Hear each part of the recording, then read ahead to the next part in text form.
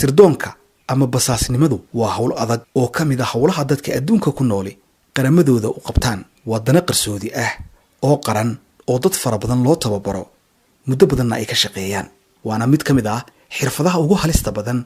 ee dadku ka shaqeyn karaan in badan dadka daraaseeya ama baaritaanka ku sameeya arrimaha sirdoonku waxay ka hadlaan xaaladaha ka dhaxayn kara sirdoonka iyo jacaylka waxaana marar badan laga sheekeeyaa basaasiin gudaha u galay arrimo jacayl oo ay naftoodu halis ku gashay ama guulo kale uga gaadhay arrimahaasi jacayl darteed iyo guud ahaan xidhiidhada kala duwan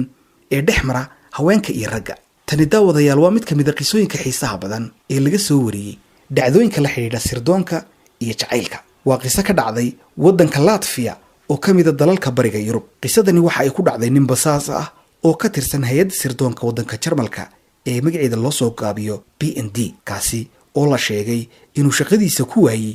xidhiidh jacayl oo qarsoodi ah oo uu la wadaagay gabadh qalanjo ah oo u dhalatay waddanka Latvia marar badan oo uu isku dayay inuu shaqadiisa dib u helana ku fashilmay ugu dambeynna imika bilaa camal ah oo ku nool tuulooyinka ku yaala waddankaasi Jarmalka inkasta oo xabsi u galay markii hore haddana markii dambe waa la sii daayay waxaanu ninkaasi waqtigan bilaa camal ku yahay deegaan u dhow magaalada Dortmund ee waddanka Jarmalka warbixintan oo ay baahisay shabakadda Deutsche Welle ee waddanka Jarmalku waxay xusaysaa in ninkaasi sirdoonka ah oo u dhashay waddanka Jarmalka shaqada laga caydhiyay kadib markii la ogaaday inuu xidhiidh jacayl oo qarsoodi ah in muddo ahba la lahaa haweeney u dhalatay waddanka Latvia ninkaas oo aan magaciisa la sheegin oo la qariyay ayaa ahaa madaxa sirdoonka ee caasimadda Latvia ee Riga laga bilaabo sanadkii 2006 ilaa intii u dhaxaysay sanadkii 2008 waana xafiiska ay hay'adda sirdoonka ee Jarmalku ku leedahay magaalada Riga ee caasimadda waddanka Latvia hay'adda sirdoonka ee Jarmalka ee lagu magacaabo BND ayaa ninkaas dib ugu soo celisay dalka Jarmalka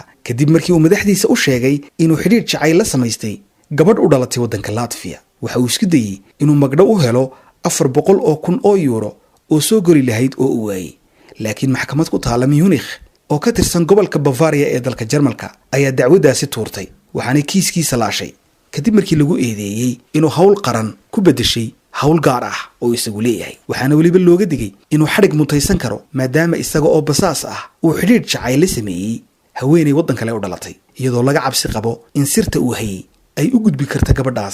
gabadhaasina ay u gudbin karto dalal kale hay'adda sirdoonka ee dalka Jarmalka ayaa mamnuuc ka dhigtay in shaqaalahooda dalka dibaddiisa ka shaqeeya ay cilaaqaad dhow iyo xidhiidho hoose la samaysan karaan haweenka iyo guud ahaan dadka kale ee deegaanada ay ku sugan yihiin ee ka howlgalaan gaar ahaan waxa si gaar ah mamnuuc ka ah inay ragga basaasiinta ah ee waddanka Jarmalku xidhiidho jacayl samaysan karaan inkasta oo uu ninkani maxkamad ku taala waddankiisa Jarmalka u gudbistay dacwad uu ku doonayo shaqada laga caydhiyay mushaharkeedana uu magdhow u rabo haddana arrintaasi kuma uu guulaysan waxaanu waqtigan bilaa camal ku yahay deegaan u dhow magaalada Dortmund isaga oo ka yimid gobolka Bavaria ee ay ku taalo magaalada Munich ee waddanka Jarmalka daawadayaal mawduucaasi halkaas haynoo joogo